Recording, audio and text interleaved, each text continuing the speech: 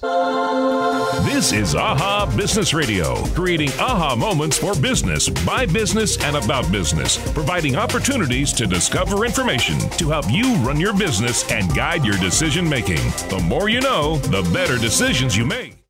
And in order to have a plan to exit the business, again, whether it's voluntary or involuntary, you have to have that in effect literally from day one. Now, it might be a low-cost option when you first start a business, because honestly, you don't know how long that business is going to last. But you need something in place from day one, specifically if you have partners.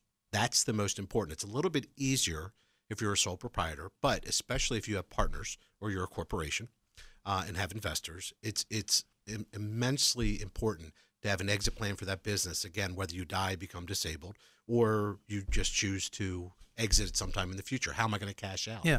Well, one of the things actually for last week's show, for those who are listening, one of the things we talked about is when you're forming your business, whether it's a partnership, an LLC, a corporation, you need to have a partnership agreement, in an LLC, a membership agreement, and in a corporation, a stock agreement. And these should spell out, if nothing else, what happens in the event of one of the parties being sick, one of the parties dying, or one party wants to leave the business.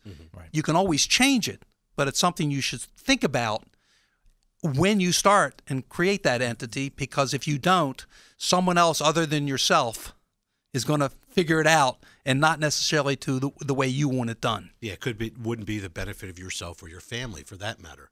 A lot of people, when they do come up with those agreements that you made reference to, they think about, well, what if I pass away?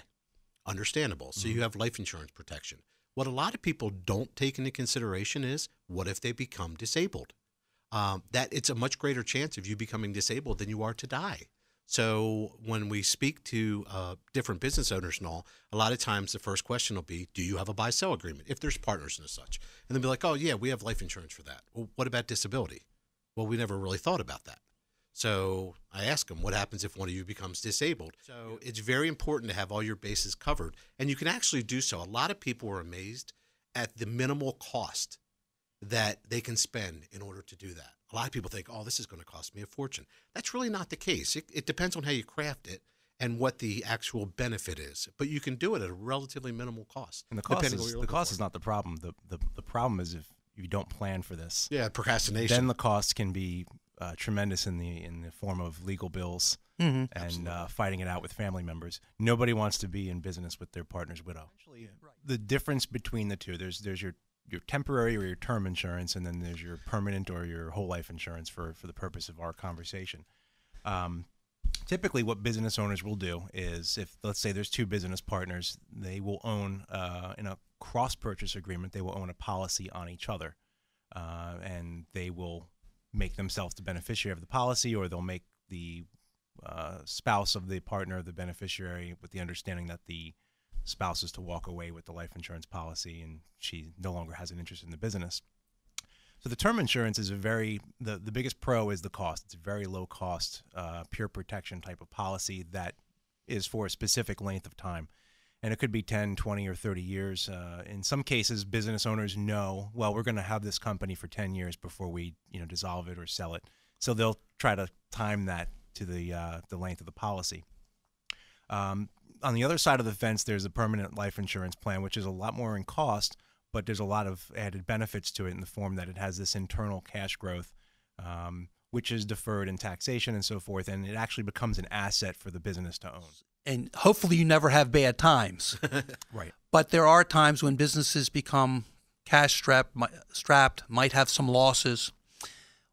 The advantages of owning that permanent life insurance can be very helpful in those kind of circumstances. And sure. So imagine you are having a lean period in your business, and you are faced with having to borrow against an asset of yours or withdraw from an asset of yours to keep the business going for a few months.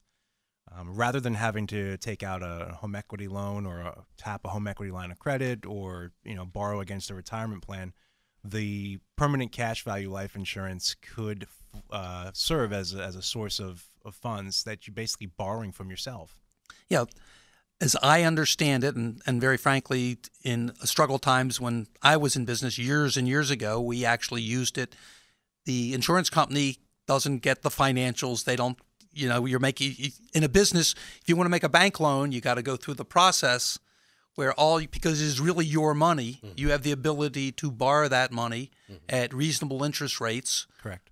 Without any kind of approval. Yep. And then when the business is better, you pay it back in order to and rebuild it. It's off the radar.